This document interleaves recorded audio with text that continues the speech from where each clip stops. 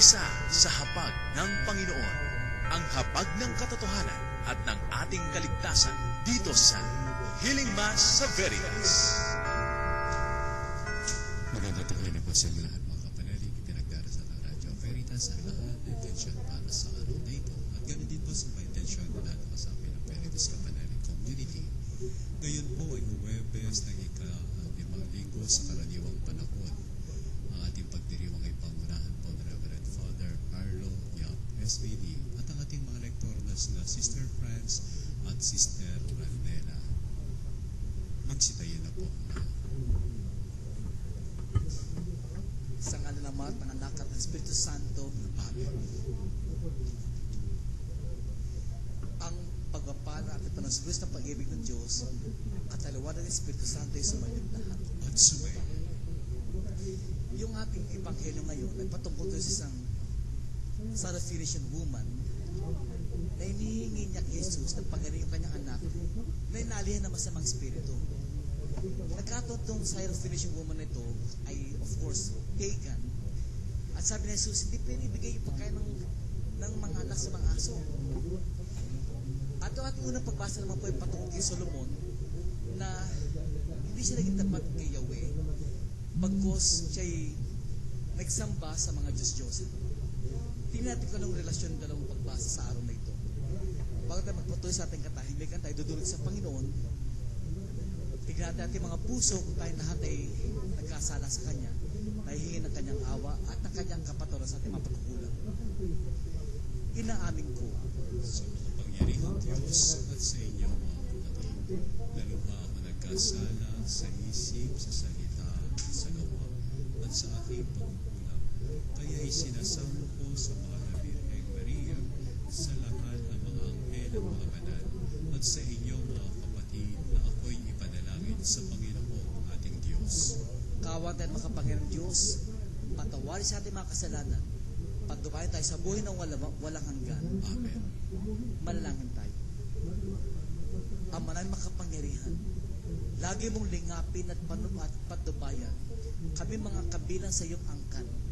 Sa tanging pag-asa namin ikaw ay nagbibigay, kami tangkilikin mo at laging subaybayan.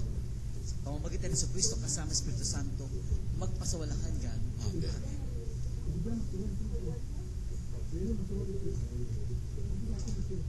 Pagbasa mula sa unang aklat ng mga hari. Nang matanda na si Solomon, nahikayat siya ng kanyang mga asawang taga-ibang bansa na sumamba sa kanilang mga Diyos-Diyosan. Hindi siya nanatiling tapat sa Panginoon. Hindi niya sinundan ang halimbawa ni David na kanyang ama.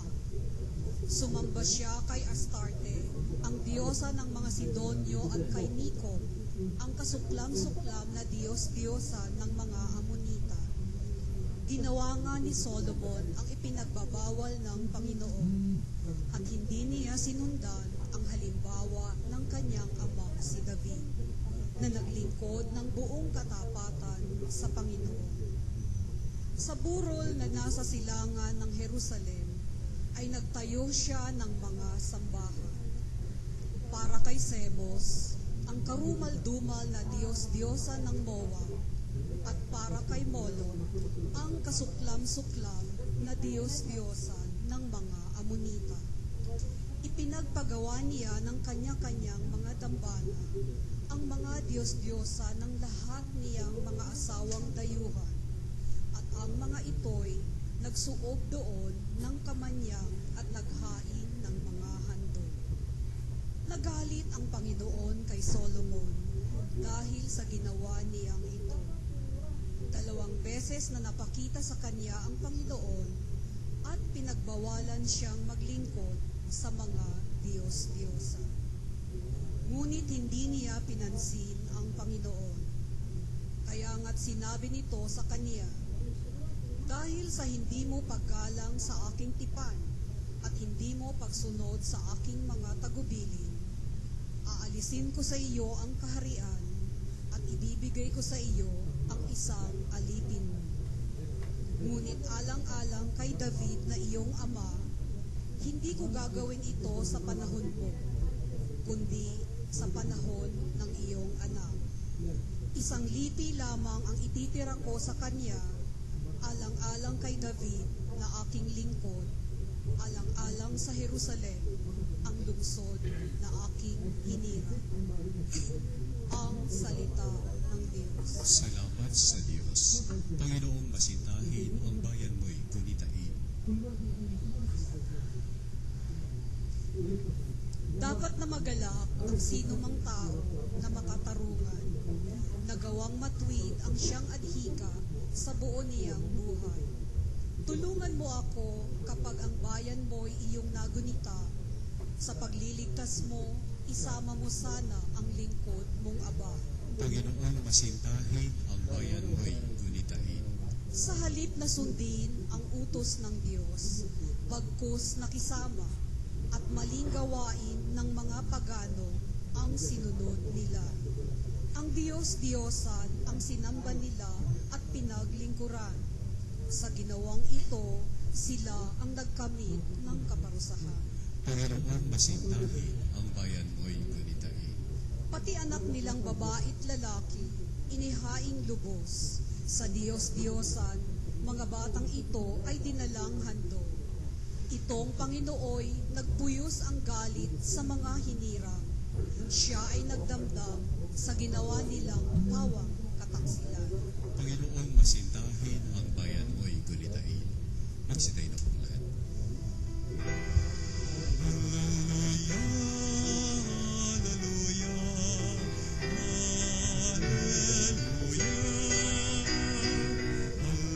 hallelujah.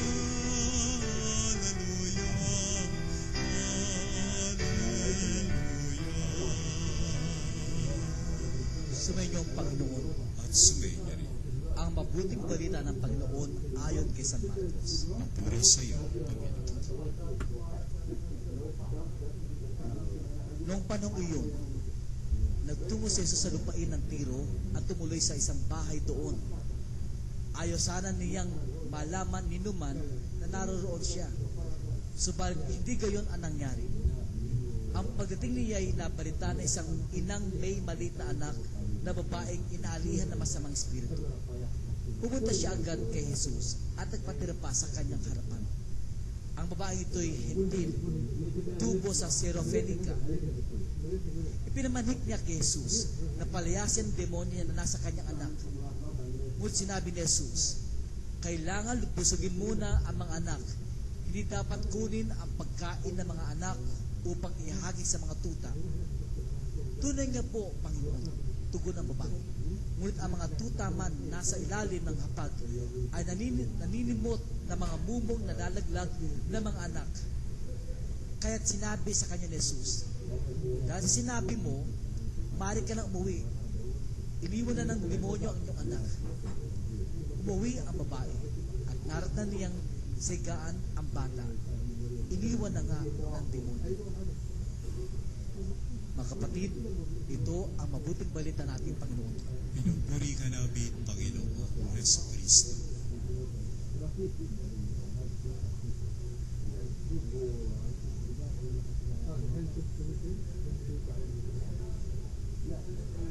Ang ating salmong tugon na ngayon po ay, sabay-sabay po natin, Panginoon, masintahin yung bayay gunitain. Ulitin po natin, Panginoong, masintahin,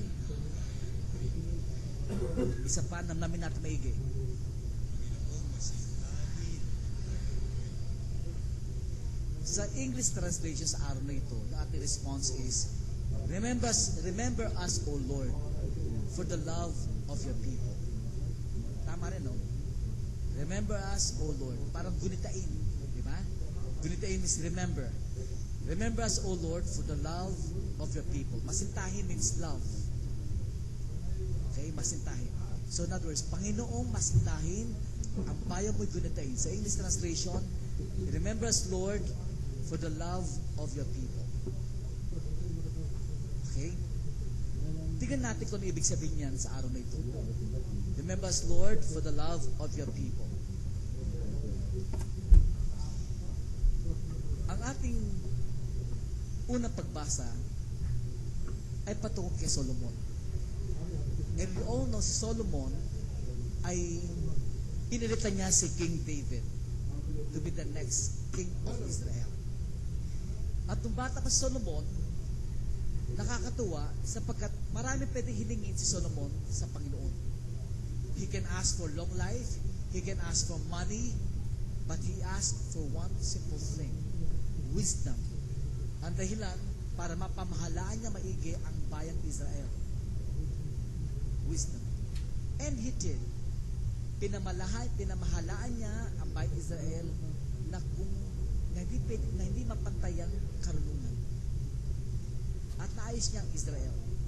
To a certain point, few days ago, yung Queen of Sheba visited King Solomon. And the queen was so amazed kung paano naayos ni King Solomon ang kanyang bayang Israel. At to a certain point na itong si Queen Sheba ay nag-iwan ng maraming ginto at maraming spices bilang regalo kay King Solomon. Ganong katayog si King Solomon. And people will look up to him. Gayong ka sa katagayan. Subalit sa araw po ito, nakakalungkot. Mukha yata bumaligtad si King Solomon. At ayon sa English translation, sabi doon, Solomon turned his heart to the gods. Sa Tagalog translation natin, sa araw pong ito, ang pagkakabanggit po ay nang matanda na si Solomon, nahikayat siya ng kanyang mga asawang taga-ibang bansa na sumamba sa kanilang mga Diyos-Diyosan. At towards the end, sabi dito, hindi naging tapat si Solomon sa Panginoon Diyos. Nagatang Panginoon kay Solomon dahil sa ginawa niyang ito. At sa galit ng Panginoon, talagang halos isumpa niya si Solomon. Sa madaling salita, nagkasala si Solomon sa harapan ng Panginoon. Hindi siya naging tapat. Isipin mo, kung gano'n yung ating story ng ating first reading, bakit ang ating response? Remember us, O Lord, for the love of your people. Bakit kaya gano'n response? Parang ina-affirm na kahit nagkasala si Solomon, kahit ang puso niya ay napalayo sa Panginoon, ang hinihingi, Lord, patawad. Remember us, Lord, for the love of your people. Sana malang alang-alang man lamang sa pag-ibig mo sa iyong bayan. Huwag mo sanang parusahan ang mga nagkasala. Kaya kung tatarasasin po ang ating unang pagbasa, binabanggit, galit ang ating Panginoon kay Solomon. Galit. At sabi ito, alang-alang kay David. Alang-alang sa Jerusalem. Basahin ko lang muli, no? Gusto ko yung word na alang-alang. Na kahit na pa malaking pagkakasala ni Solomon sa Panginoon Diyos, binantaan ng Panginoon si Solomon. Pero alang-alang, ito pagkakasala. Nagalit ng Panginoon kay Solomon dahil sa ginawa niyang ito. Dalawang beses na nagpakit sa kanyang Panginoon at pinagbawalan siyang maglingkod sa Diyos-Diyosan. Ngunit hindi niya pinasin ng Panginoon. Kaya nga sinabi nito sa kanya, dahil sa hindi mo paggalang sa aking tipan at hindi mo pagsunod sa aking mga tagubilin, aalisin ko sa iyo ang kaharian at bibigay ko sa isang alipin mo. Matindi kaya yun. Tatakal sa kanyang kaharian, ibibigay sa kanyang alipin. Ito yung pinakamaganda. Ngunit, sabi ng Panginoon sa kanya, alang-alang kay David na iyong ama, hindi ko gagawin ito sa panahon mo, kundi sa panahon ng iyong anak. Pero kahit na pa, alang-alang, meaning, parang God lessened, binawasan niya yung parusa kay Solomon. Alang-alang kay David na naging tapat sa kanya. Kung titignan mo, bakit yan ang ating response? Inaalala ng Panginoon. Ginugulitan niya kasi siya isang Diyos na masintahin. Ulitin ko, sapagkat ang Diyos ay masintahin, ginugulitan niya yung kanyang pag-ibig sa kanyang bayan. So, alang-alang, gusto ko yung word ng alang-alang na yun, signifying that God really remembers His love for His people. Lahat tayo nagkasala. Ako nagkasala. Lahat tayo, even Pope Francis, lahat nagkasala. But alang-alang sa pag-ibig ng Diyos, kakatuwa. Alang-alang. At kung titignan naman ating ebanghelyo, ito naman, baliktad naman ng first reading. Isang pagan, Syrophoenician woman, pagan, as in like pagan, sumasamba na sa Diyos-Diyosan. They went to Jesus, begging Jesus, Lord, pagaling mo yung anak ko. Inaalhin na masamang spirito ang anak ko, pagalingin mo. Kita niyo yung turing ng Panginoon. Honestly, hindi ko alam kung matutuwa ako o hindi. Honestly, hindi ko alam kung matutuwa ako o hindi sa tinuring ng Panginoon doon sa Syrophoenician woman. Sabi ng babae, Panginoong Jesus, sige na naman po. Kasi yung anak ko, inalhin naman sa mga espiritu. Pagkalingin niyo po, Panginoon. Sabi ng Panginoon, hindi pwedeng bigyan o ibigay ng pagkain ng mga anak sa mga aso. Hindi ko alam kung kayo matutuwa o hindi. It was actually an insult. Excuse me, At gusto ko sabihin lang, linawin lang yung pinanggagalingan sinabi ni Jesus. Kasi baka sabihin, ganun pala si Jesus nakaka-insulto. Hindi, excuse me. Excuse me, mga kapanalig, excuse me, nililinaw ko lang, Ang pinanggagalingan sinabi ni Jesus, yung mga pagkain ng mga anak ay alang-alang sa mga Israel. Pagkain talagang what you call this?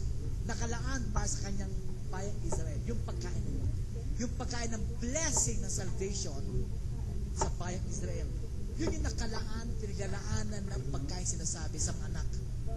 Okay? Lilinaw ko lang, Kasi sabi ng Panginoon, alang-alang, hindi pwedeng ibigay ang pagkain ng mga anak. Para sinasabi, hindi pwedeng ibigay ang pagkain ng bayang Israel sa isang katulad mong isang pagan. Ang turing sa kanyang aso. Parang pahalintulad lang. Ito maganda. Sabi ba kahit na po yung aso, naghihintay din ng mumo, nalalaglag ng pagkain, na namumulot ng pagkain na lalaglag mula sa lamesa ng mga anak. Kasi sabi ng babae, kahit mumo na lang, okay na ako. Kahit mumo lang, kahit tira-tira na lang ninyo, bigay mo lang sa anak ko. Nabanggit ko sa inyo noon, yung analogy ng pagturing ng aso. Kilala niyo si Bruce Lee, di ba? Si Bruce Lee, makapanalig. Si Bruce Lee, meron siyang isang movie, Big Boss siya ngayon. Si Bruce Lee, yan may movie. Yan si Bruce Lee, di ba? Okay lang kayo, O makapanalig, pagkatapos ng isang ito, kayo magpabibi na, baka kayo tumaas ang presyon. Sa madaling salita, si Bruce Lee, sa movie na yon, tandaan yung Hong Kong was a British colony before. Okay? Mga Briton. Nakalagay sa isang restaurant ng mga Briton, dogs and Chinese are not allowed here. Oh, nakikisulto. Diba? Pero para maramdaman nyo mga kapanalig, para maramdaman maigig yung insulto na yun, paparamdam ko sa inyo kung anong ibig sabihin nun. Many years ago, I think more than 10 years ago, naglipa na ang mga Pilipino sa iba-ibang bahagi ng Europa. At nataon na mayroon nagtala sa isang restaurant sa isang Europa, sa isang bayan sa Europa. Nakalagay, dogs and Filipinos are not allowed here.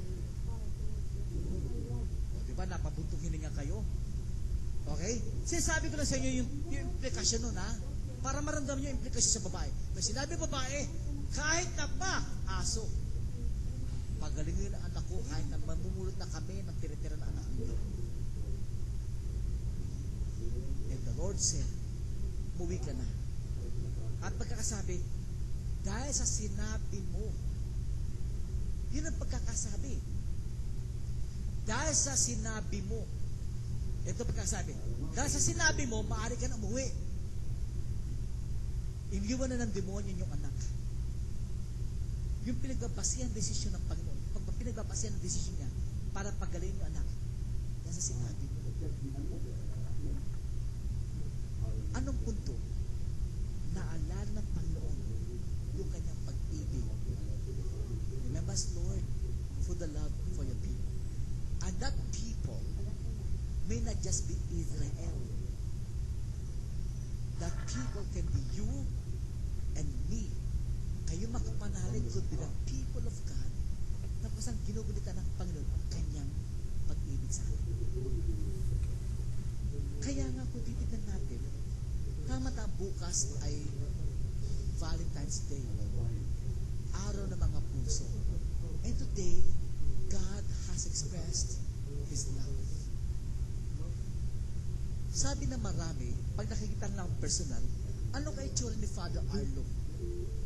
Iba makapanalig, pagka nagmimisa sa labas, paano nakikilala kay boss na yun at lalapit?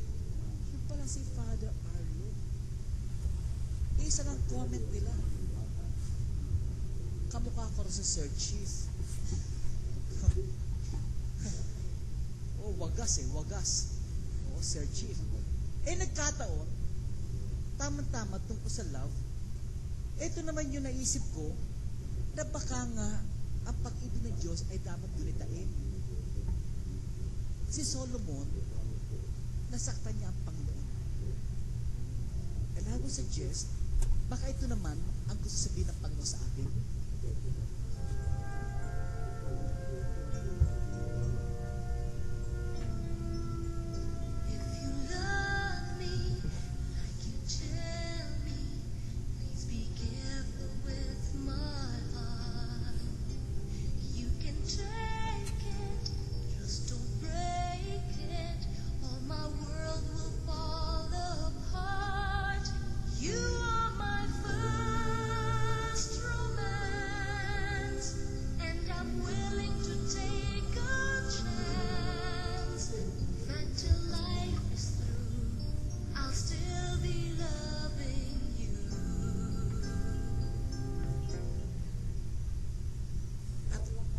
Sabihin din ng Panginoon, if we have sinned so much, sinasabi ng Panginoon, be careful also with my heart.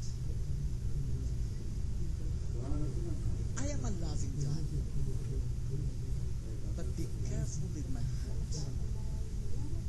I will always remember my love for you. Kahit paulit mo akong sinasaktan, but please be careful with my heart, says the Lord.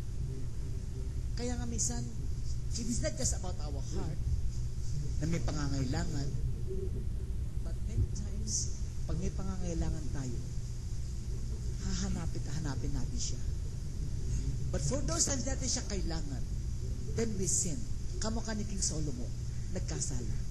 But mind you, my dear friends, God is telling us, be careful with my heart. Sapagkat sinasabi natin ngayon, remember us, O Lord, for the love of your people. Mag-stay na po na. At this point, we live up to our Lord ang ating mga pangangailangan. Pinunod ni Yesu Cristo ang pader na naghiwalay sa mga Hudyo at Gentil. Kaya nga atin itutugon sa kanya ating mga pangangailangan. Panginoon, dinggin mo ang aming panalangin. Panginoon, dinggin mo ang aming panalangin. Ang simbahan sa buong daigdig naway maging daluyan ng awa, kapayapaan at pag-ibig ng Diyos. Manalangin tayo sa Panginoon. Panginoon, dinggin mo ang aming panalangin. Bilang komunidad ng mananampalataya, naway hindi tayo maghati-hati dahil lamang sa mga simple o walang kwentang dahilan ng away at hindi pagkakaunawaan. Manalangin tayo sa Panginoon. Panginoon, dinggin mo ang aming panalangin. Ang mga inang nagiging balisa at pag-alaala tungkol sa kalusugan ng kanilang mga anak, naway huwag makalimot na tumawag kay Jesus para sa tulong at ginhawang kinakailangan. Manalangin tayo sa Panginoon. Panginoon, dinggin mo ang aming panalangin. Ang mga may sakit at mga nanghihingalo naway makatagpo ng kaginhawahan sa Diyos ng pag-ibig at awa. Manalangin tayo sa Panginoon. Panginoon, dinggin mo ang aming panalangin. Ang mga yumaon nawa sa buhay na ito ay naway magbunying walang hanggan sa tahanan ng Diyos Ama at kalangitan. Manalangin tayo sa Panginoon. Panginoon, dinggin mo ang aming panalangin. At para sa lahat ating mga pangangailangan sa Panginoon, kahit magsumamo tayo kamukha nung babaeng si Rafanica, pagsumamo tayo sa Kanya, at the Lord will remember His love for us. For all our needs, malangin tayo sa Panginoon. Panginoon, dinggin mo ang aming panalangin. Makapangyarihan Diyos, aming kanlung at lakas, nais mo na kami ay maging isang bayan. Kaya maging bukas nawa ang aming kalooban sa pamangangailangan ng iba at huwag silang ihiwalay mula sa aming pagsasamahan. Ito'y aming hiniling sa dakilang pangalan ni Kristo ang aming Panginoon. Amen. Amen.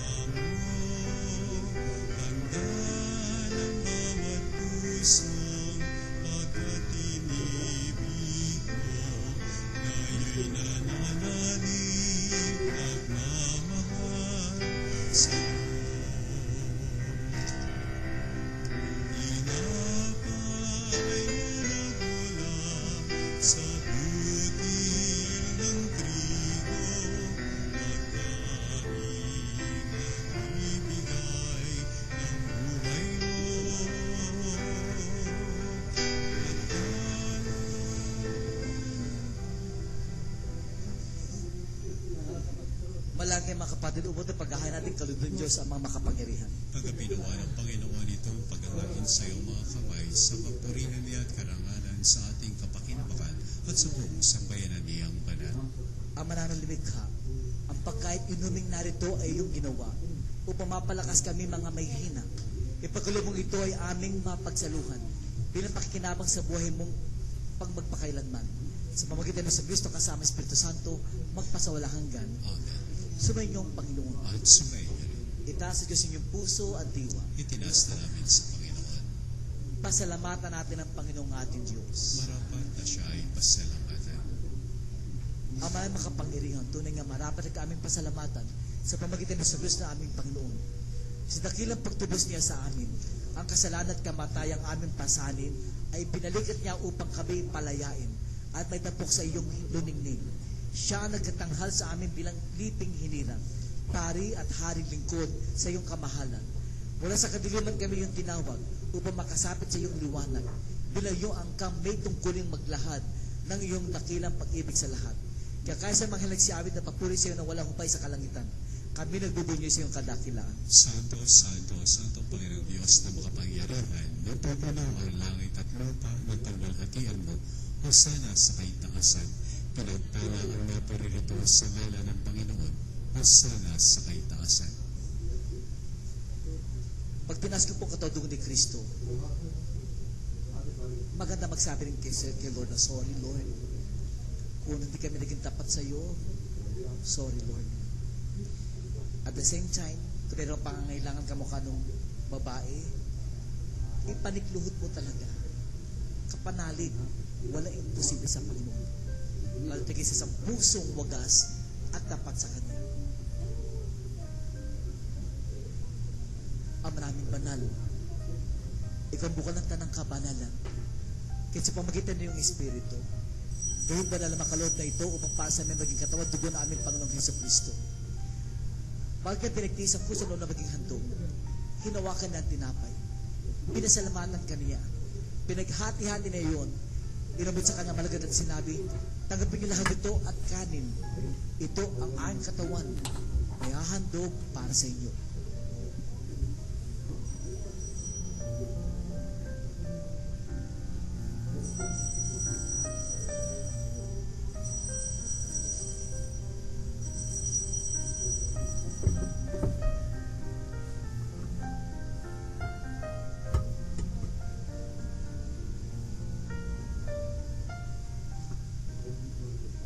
Ngayon din naman napatapos ng hapunan, hinawakan niya ang kalis. Ngunit kanyang pinasalamatan. Inabot niya ang kalis ng malagad at sinabi, tanggapin niyo lahat ito at inumin. Ito ang kalis ng aking dugo ng bago't walang hanggang tipan.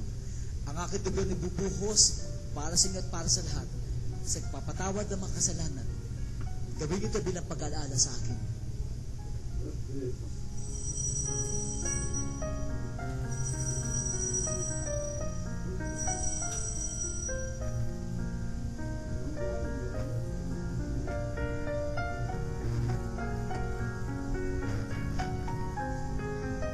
Mga kapatid, ang misteryo natin pananampalataya. Sa Kristo'y namatay, sa Kristo'y nabuhay, sa Kristo'y babalik sa wakas ng panahon. Ama, ginagawa na yung pag-aalala sa pagkamatay at yung pagkabi na yung anak. Kaya't inaalala namin sa tinapin nagbibigay buhay at ang kansa ay kakalot ng kaligtasan. Kami nagpapasalamat at kami minarapat at tumayo sa harap mo para maglingkod sa iyo. Isinasama namin kami magsasalo-salo sa katawan dugo ni Kristo ay mabukod sa pagkakais sa pamagitan ng Espiritu Santo. Ama, lingapin mo simbahan na ganang subong daigdig. Puspusin mga basta pag-ibig. Kaisa ni Francis na aming Santo Papa, Ernesto na aming Obispo at tanang-tanang kaparian mo. Alahan mo rin mga kapatid naming nahimlay na may pag-asiling muling mabubuhay. Yun lahat ng mga pumanaw. Kaawang mo sila at patuloy sa iyong kaliwanagan. Kaawang mo at pagkitapat kami lahat na makasalo sa buhay na walang wakas. Kaysa na mahal na Birheng Maria, Ina ng Diyos, kaysa na mapusat lahat ng mga banal na namudis bibig ng kalugod-lugod sa iyo. May pagdiwa nawa namin ang pagpulis kararangal mo sa pamamagitan ni anak naming Panginoong Hesukristo. Sa pamamagitan ni Kristo, kasama niya at sa Kanya, ang lahat ng parangal at ang pura sa iyo, Diyos sa mga makapangyarihan, kasama Espiritu Santo, magpasawalang hanggan. Amen. Ating indadasalin ang panlang tinuro sa ating Panginoon. Ama namin, Amin, sumasalangit ka, sambahin ang ngalan mo, mapasa amin ang kaharian mo, sundin ang loob mo dito sa lupa para ng sa langit. Bigyan mo kami ngayon ng aming kakanin sa araw-araw at patawarin mo kami sa aming mga sala para ng pagpapatawad namin sa nagkakasala sa amin at huwag mo kaming ipahintulot sa tukso at iadwa mo kami sa lahat ng masama. hililin namin kami dyan sa lahat ng masama, pagkulaban ng kapayapaan araw-araw, iligtas sa kasalanan at ilayo sa lahat ng kapahamakan, samantalang aming pinananabigan na ang dakilang araw ng pagpapahayag ng Kristo ng aming tagapagligtas. Sapagat sa iyo ang kaharian, ang kapangyarihan at ang kapurihan magpakailanman. O Panginoon sa Kristo, sinabi sa mga apostol, kapayapaan na niyuwang ko sa inyo, ang kapayapaan na pinibigay ko sa inyo. Tunghayan mo aming pananampalataya at huwag ang aming pagkakasala. Pagkulaban mo kayo ng kapayapaan at pagkakaisa sa iyong kalooban, kasama Espiritu Santo, magpasawalang hanggan. Amen. Ang kapayapaan ng panglagyo sa inyo. At sumayin niyo rin. Ibigay natin ang kapayapaan sa bawat isa. Peace be with you po. Kapayapaan po Peace sa be with you lahat. po. Kapayapaan po sa inyo lahat. Kordero Kordero ng ng Diyos. Diyos na nag-aalis ng mga kasalanan ng sanlibutan, maawa ka sa amin. Kordero ng Diyos na nag-aalis ng mga kasalanan ng sanlibutan, maawa ka sa amin. Kordero ng Diyos na nag-aalis ng mga kasalanan ng sanlibutan, ipagkaloob mo sa amin ang kapayapaan.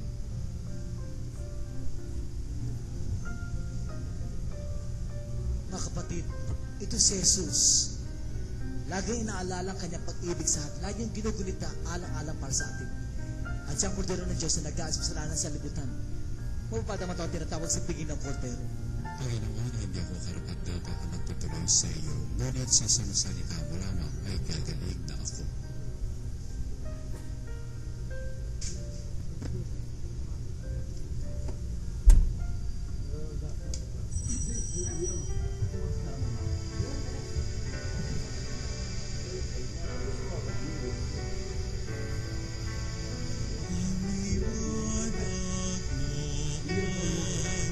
Sumindak sa dilim, unang kalangitan, nagsaya't nagdingin, umisap, umindak, ang mga bituin, nalikha lahat. Mga kapanalig, ating dasalin ang komunyong espiritual. O Jesus, nananalig ako sa pananahan mo. sa kabanal-banalang sakramento.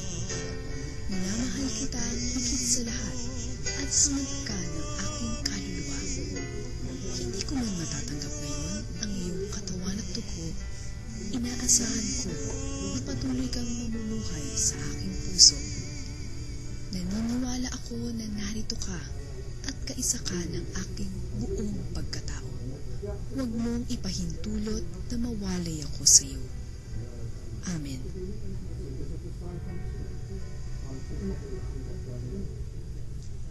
Magsitayo po para sa panalangin sa Birhen na katotohanan. O Birhen ng katotohanan ni Ina ni Jesus, ang nagkatawang taong salita, salamat sa iyong anak. Tinatanggap ko siya bilang aking katotohanan at kaligtasan. Sa pakikinig sa salita ng Diyos, tulungan mo ako maging malaya. Sa oras ng hirap at pagsubok, linawin mo sa akin na nasa krus ang tagumpay. Sa aking paglalakbay, akayin mo ako sa buhay ng paglilingkod at sa buhay na ganap at kasiyasiya. Kupupin mo ako at ang aking mga kapanalig na nakikinig, natututo at nagmamahalan. O Maria, Birhen ng katotohanan, ipanalangin mo kami. O Jesus, ikaw ang daan, ikaw ang katotohanan, at ikaw ang buhay, ligtas mo kami. Amen. Manalangin tayo.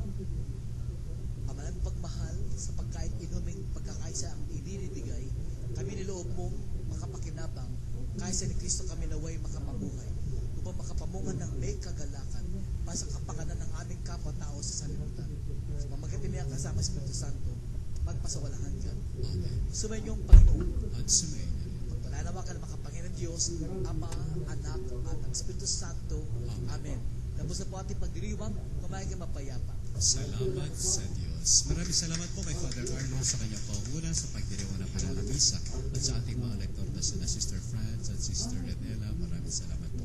At sa inyo pong lahat na dumalo sa ating misa ngayon, maraming salamat din po.